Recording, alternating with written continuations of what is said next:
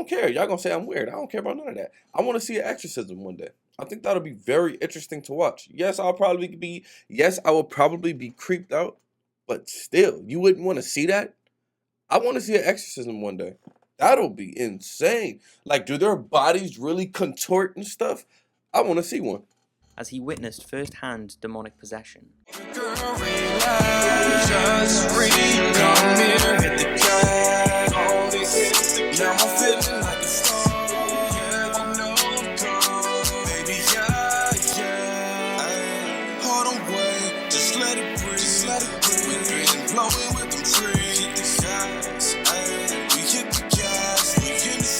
Good. Dark Knight gang in this thing. Gang, gang.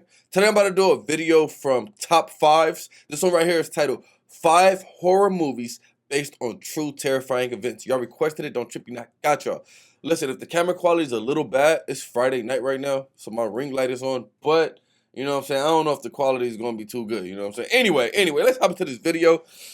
Excuse me. I had a crazy day yesterday. I already told you guys kind of about it. I can't really talk about it. Police had to get involved.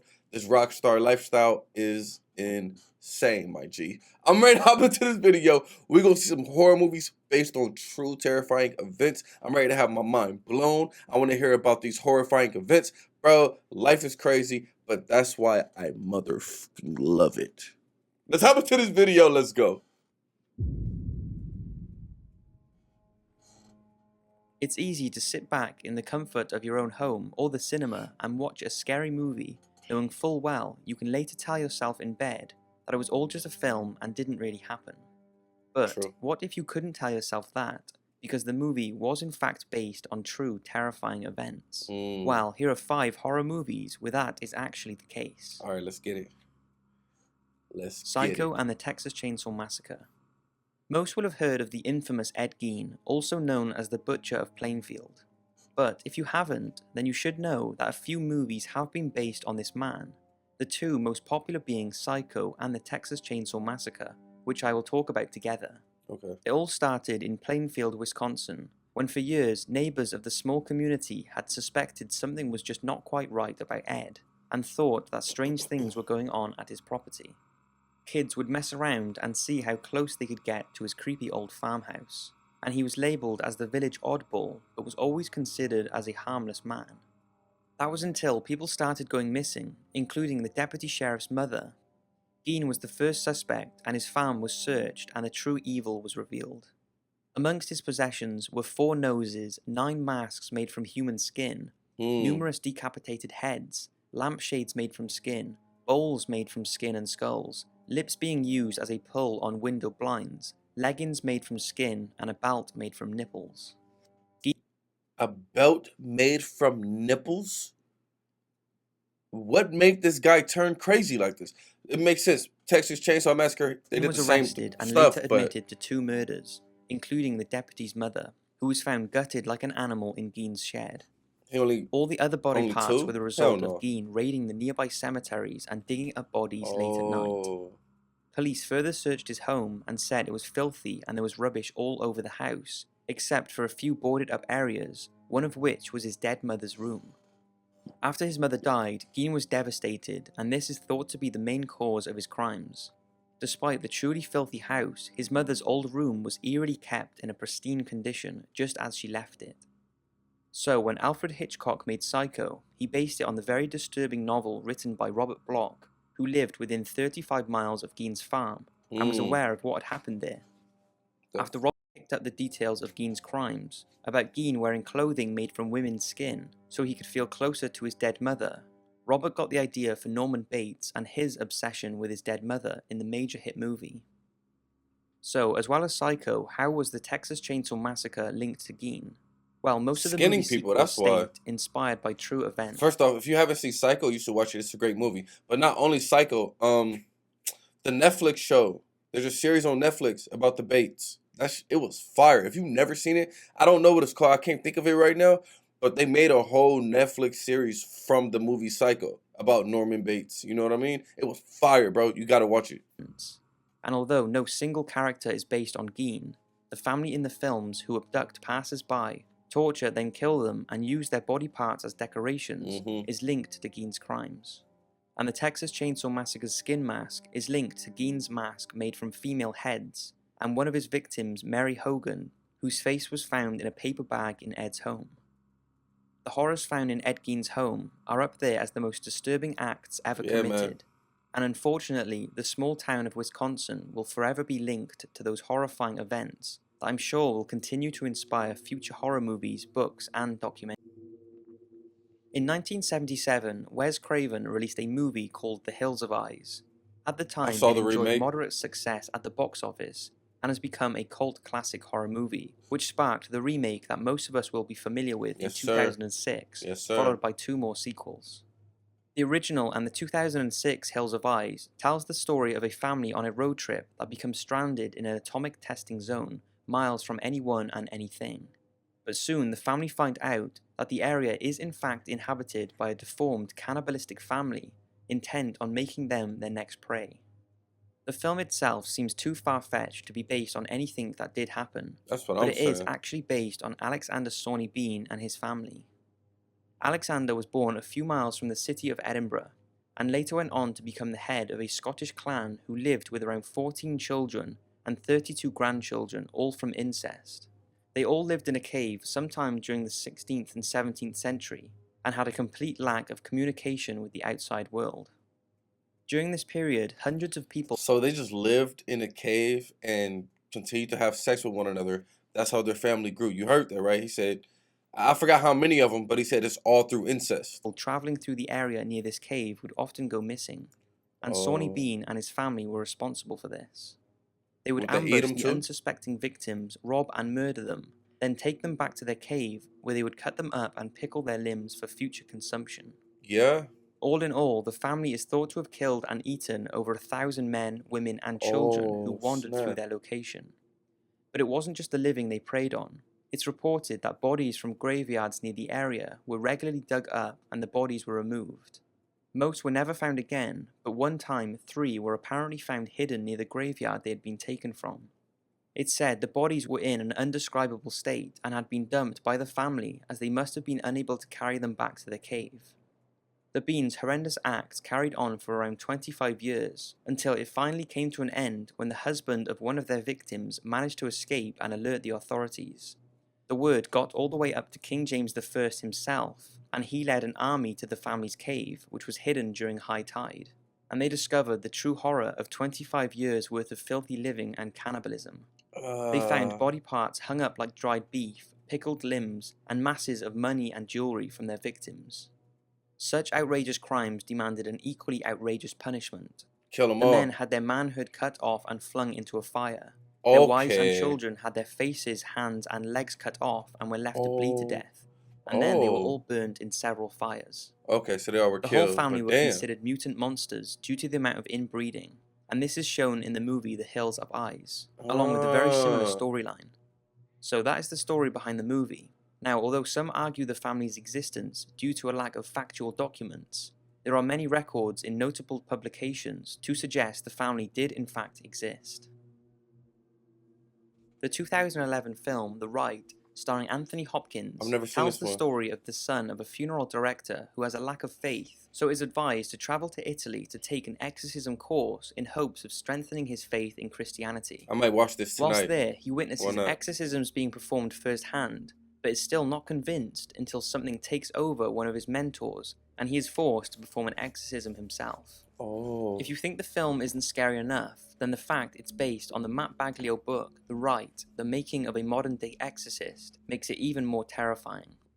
The book covers the believed real-life events of trainee exorcist Father Gary Thomas and his experiences of working and training in Rome. He was initially skeptical when he was sent to Rome to learn to become an exorcist, but this initial skepticism was soon replaced with the reality of evil. I want to see an exorcism one day. I don't care. Y'all gonna say I'm weird. I don't care about none of that. I want to see an exorcism one day. I think that'll be very interesting to watch. Yes, I will probably be creeped out, but still, you wouldn't want to see that. I want to see an exorcism one day. That'll be insane. Like, do their bodies really contort and stuff? I want to see one. As he witnessed first-hand demonic possession. I want to His as well. mentor in Italy was Father Carmine, and during his apprenticeship, Father Thomas and he attended dozens of demonic battling rites. One particular incident he remembers was a lady called Lisa who was brought in by her worried family members that were concerned about her violent outbursts. Father Thomas said he felt a huge presence in the room as he started to pray.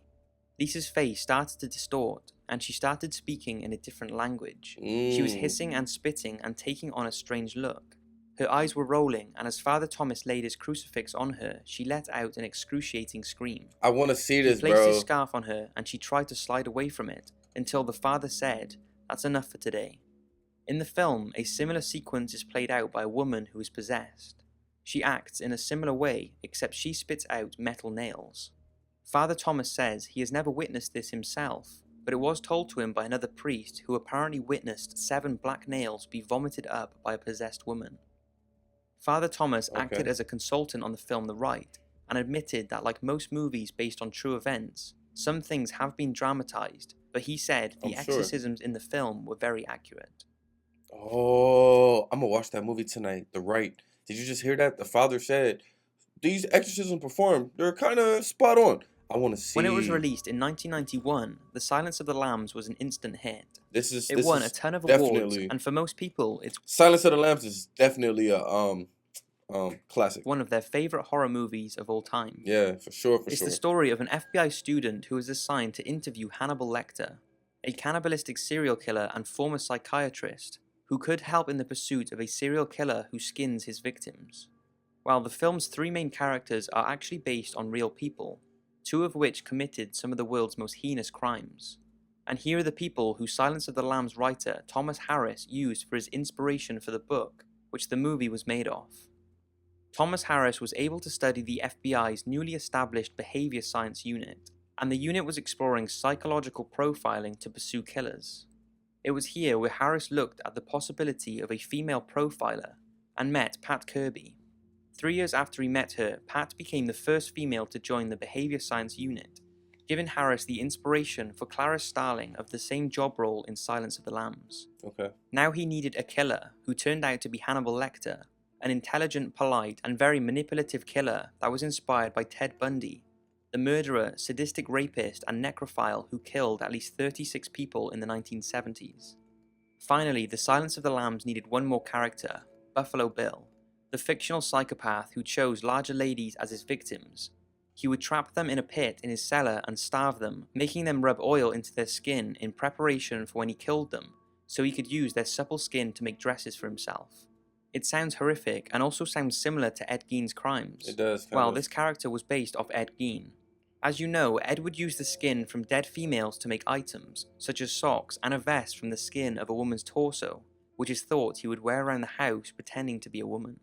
What the People are insane, bro. The Shining. In 1983, horror author Stephen King checked into the Stanley Hotel in Colorado. He checked in for one night, and him and his wife were the only guests staying there. As you can imagine, it's a huge place, so being the only guest there is a scary thought. For sure. They were booked into room 217, and King and his wife had the run of the hotel. As he was wandering the empty halls, he allegedly got the feeling that they were not alone after all. He said he encountered some ghostly children wandering around, and also witnessed a party in the ballroom attended by paranormal beings. King's feeling of seclusion while staying at the hotel, and how he believed silence could trick the mind, leading to paranoia, fear, and violence, was the inspiration behind the iconic horror novel The Shining, and subsequently the blockbuster movie. So let's look at the history of the Stanley Hotel. It was opened in 1909 by Flora and Freeland Oscar Stanley, and was and still is a secluded Grand Mountain resort. But although the Stanleys have since long passed, it's said they never actually left. Mr. Stanley has been reported. I'm over here thinking shit is crawling on me and stuff. Standing behind I'm getting creeped at the out. Reception desk. All right. And Mrs. Stanley is often heard playing the piano in the hotel's music room. What? Just 3 years after the hotel opened, one of the housekeepers was apparently electrocuted during a lightning storm. And even though she wasn't killed, the room where it happened, number 217, has since been the subject of many paranormal incidents. It's thought that every room in the hotel has some sort of strange happenings though, from items moving on their own, lights turning on and off, and clothes being unpacked from suitcases. And on the 4th floor of the hotel, the sound of children running and giggling can be heard. Oh The yeah, this large place is ballroom where haunted Stephen for King saw the sure. paranormal party is also the place where many workers and guests have heard loud music and talking, only to find no one there when they have gone to investigate. Now, I know a lot of you are not fussed on ghost hunters, but in 2006 they caught an interesting piece of footage. That's really the best believed paranormal footage caught at the Stanley Hotel, so I can't help but show it. Okay. One of their main investigators, Jason, was staying in the room 401, which is infamous for its activity, while a camera in the room caught a glass cracking and breaking by itself, and also a cabinet door opening and then closing. But what's interesting about it closing is that it latches shut, which is something the team and the hotel workers said is just not possible. Take a look. Snap. It's 5:30. I'm figuring I'm going to stay asleep. I heard it. Oh. As you can see, I'm still trying to wake up at this time. Not really sure what's happened. Listen, I'm not sure what happened. This glass actually broke. The glass broke? Here's a piece. Wow. Oh. I heard the closet open. Closet door is open. Oh, this place is I'm gonna put the camera on haunted, the table bruh. next to me, so you guys know. All right. This dude got all the balls in the world. He's still able to try to go to sleep after that? Hell no. Oh, I saw the door close. Did you see it? Oh man, Do you want to see that again? yeah. Look. Oh. Oh my God. That's amazing. My hair is standing on end. Oh. Did you hear the door latch? Yeah. Oh, I heard the last two. Oh, snap. It's time to go, bro. Anytime you want to head upstairs and try to shut that door and make it latch, feel It free. won't do it? It won't do it. Yeah. I tried to slam that door as hard as I can because I'm here to try to solve what's going on. You can turn the handle and put it in Yeah. and let it loose, but you Yeah. shut it. You could swing it shut as hard as you want. So That definitely caught my attention Oh, because snap. I know That's- that door doesn't latch. Yo. Pretty strange, and that's why the hotel is said to be one of the most haunted places in America. Oh, I want to do a haunted But video although after the this. hotel was Stephen King's inspiration and his vision for The Shining, the actual film was not filmed at the Stanley Hotel. Much to the disappointment of King, most of it was filmed in a studio in London, with the exterior shots taken at Timberline Lodge in Oregon. Okay. But Stephen King did return to the hotel in the 1990s and filmed a mini-series that he felt was more visually true to the book.